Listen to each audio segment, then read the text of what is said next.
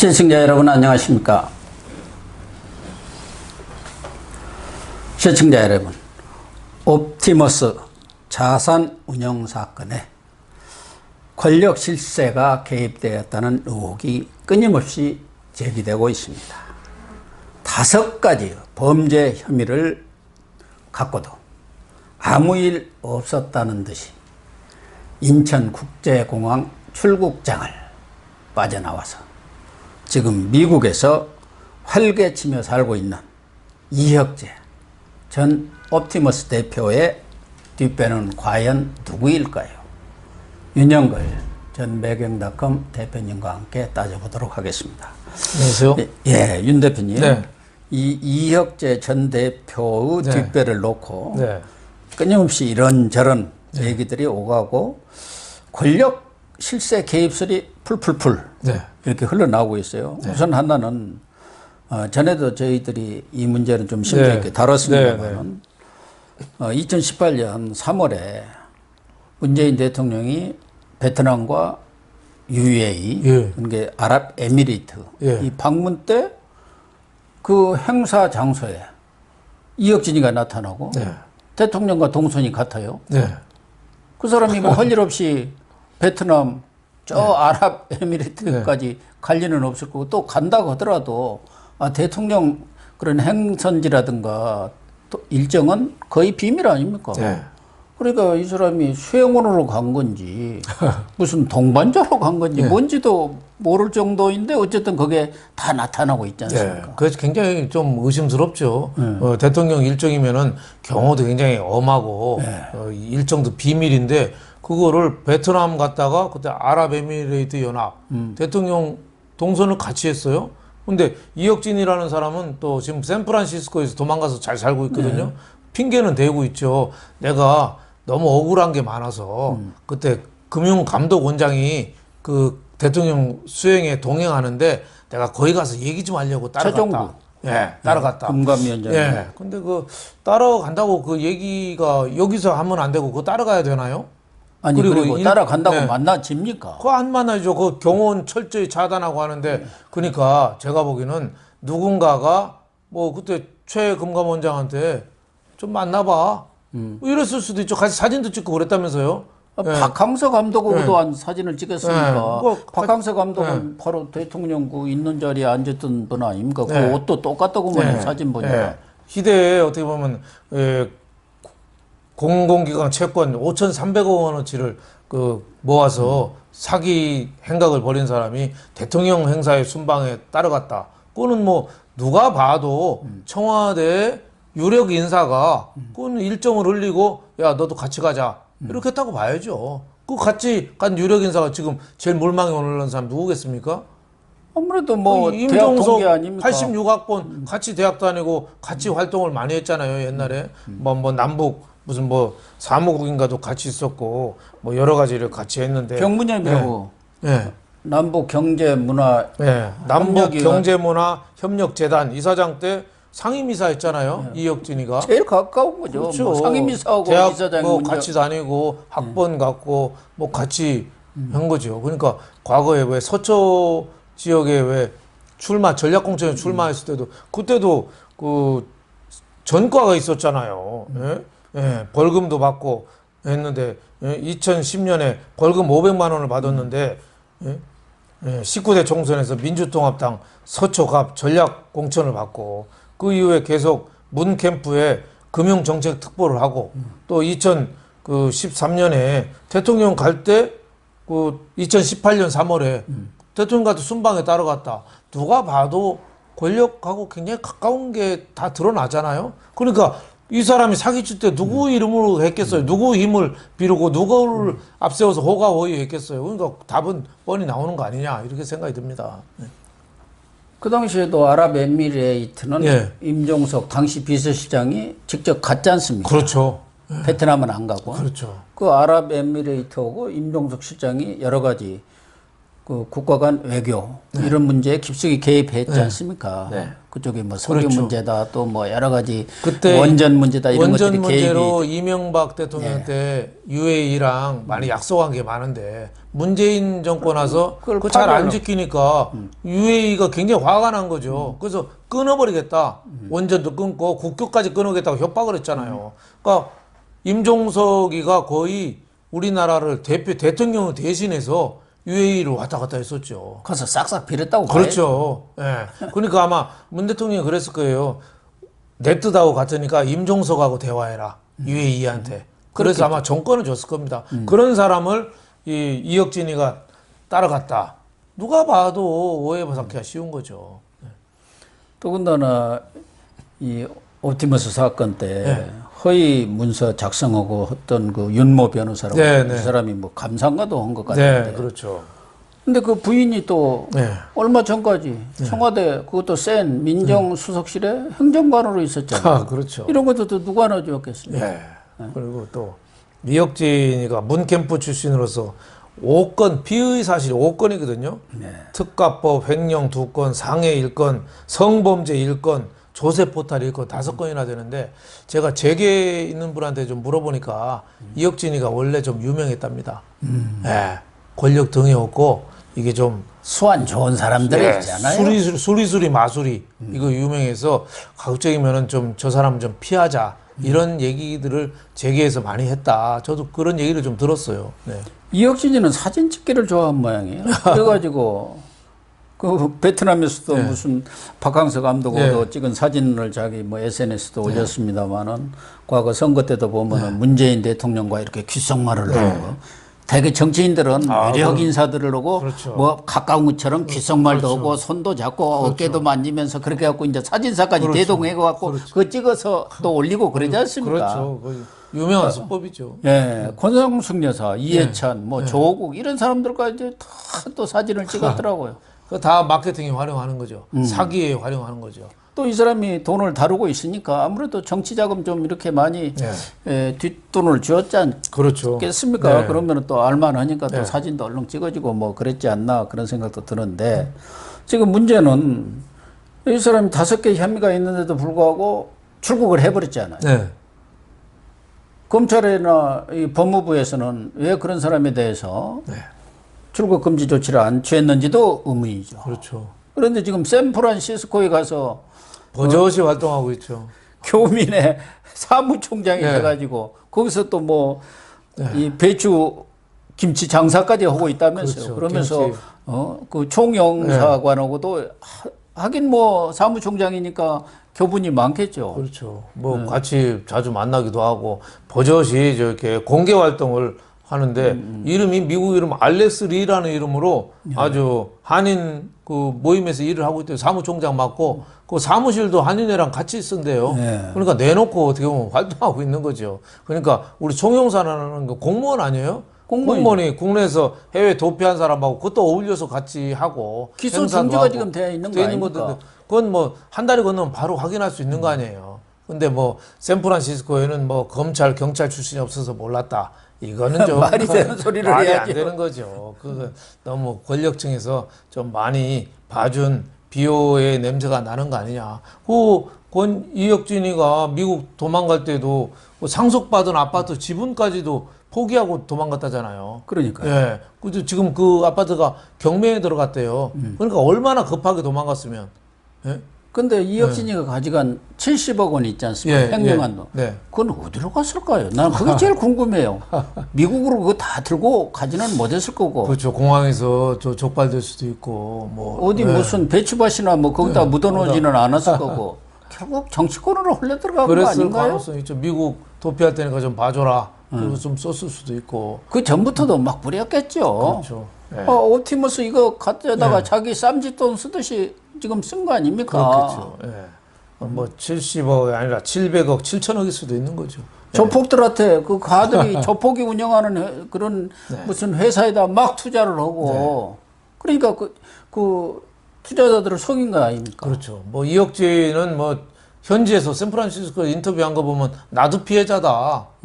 내 후임 대표이사가 다 해먹은 거고 나는 오히려 쫓겨나서 나는 피해자다 이렇게 주장하고 있는데 뭐 공모 혐의가 상당히 드러나는 거 아니냐 지금까지 행적으로 보면 이런 생각이 좀 듭니다. 깜방에 있는 사람 치고 억울하다고 안 하는 사람 하나도 없는데 그러면 이렇게 많은 피해가 있었고 또 피해자들도 많지 않습니까? 정말 피 같은 돈을 지금 거기다 투자했다가 날린 사람들도 많으면은 이거야말로 여러 상황으로 볼 때 지금 서울중앙지검 거기서 지금 수사를 하고 있는데 이건 반부패 수사부가 해야 할 사안인데 일반 고소사건 수사는 조사부에다 배당했어요.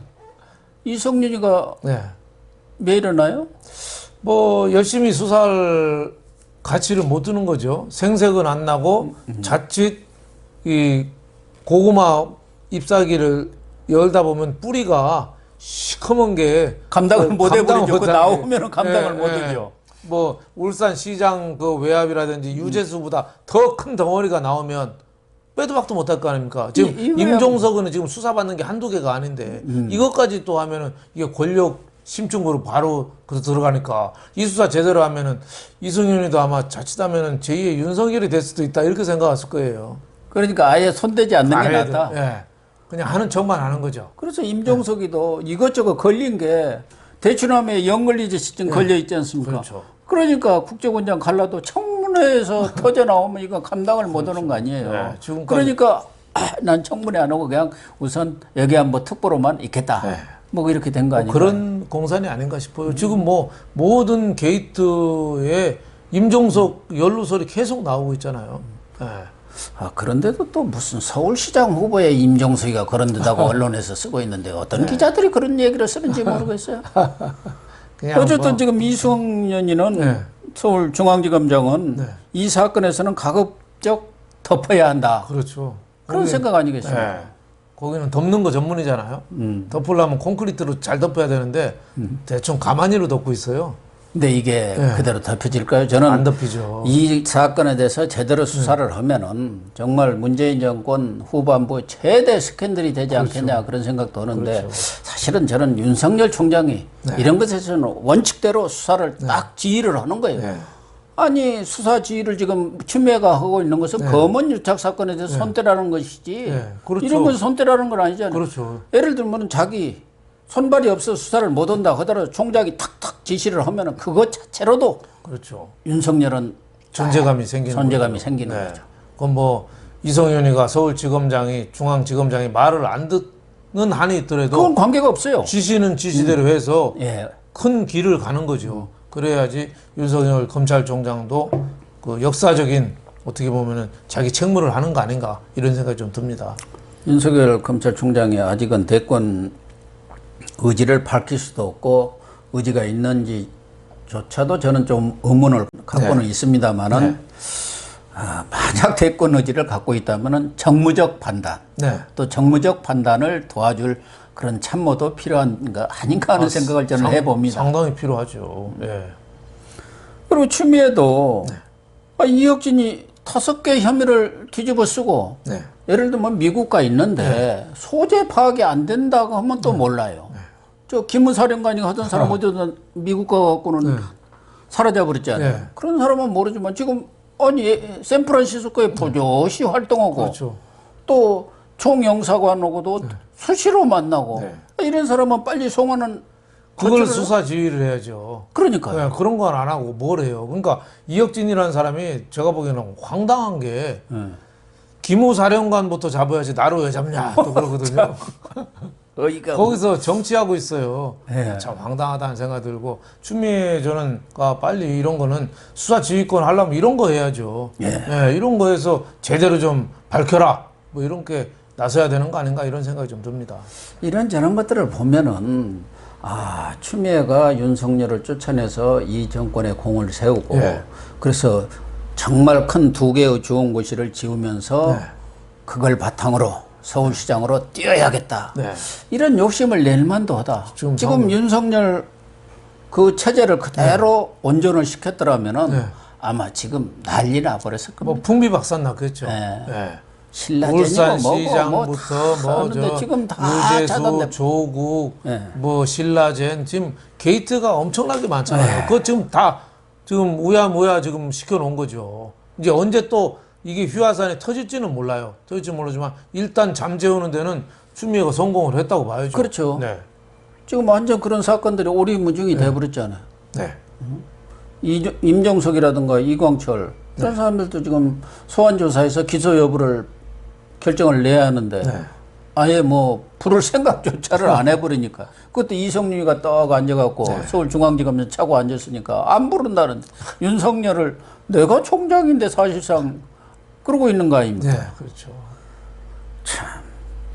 어쨌든 이 옵티머스 사건 이 부분에 관해서는 검찰에도 또 결기가 있는 검사들이 많이 있으니까 좀 제대로 수사를 해줬으면 좋겠어요. 조사부에도 그래도 정의감 있는 검사들이 있는 거 아닙니까? 검사는 누구든지 어느 지역에 있든지 다 할 수 있는 겁니다. 그렇죠. 수사를. 네, 뭐 지방으로 좌천돼도 할 수 있고, 뭐 저는 검찰에 윤석열 총장도 직접 할 수 있어요. 본인이 검사기 때문에 이건 내가 수사를 하겠다. 내가 인지를 해갖고 보니까 이건 수사감이다 하면 할 수 있는 겁니다. 네, 그렇습니다. 네. 뭐 이것과는 결이 좀 다릅니다만은 늘 국회 이 청문회가 되면은 논란을 빚고 있는 게 그 자료 제출 안 하는 거예요.